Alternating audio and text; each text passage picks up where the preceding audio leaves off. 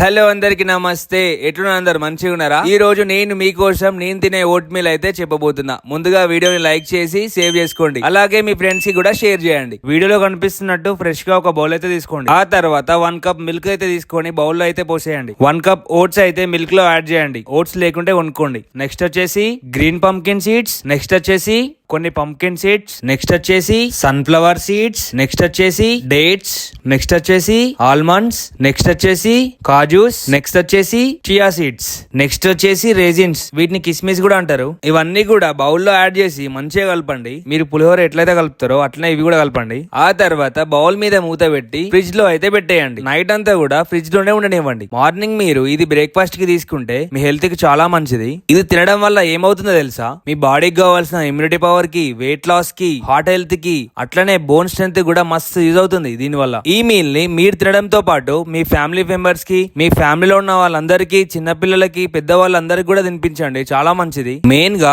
పిల్లలకి వడలు బోండాలు కాకుండా ఇట్లా ఈ మీల్ ని తినిపించండి. బ్రేక్ఫాస్ట్ లో తింటే చాలా మంచిది. సరే మరి ఫాలో కొట్టు, వీడియో పట్టు. Thank you for watching. ఉంటా. Bye bye.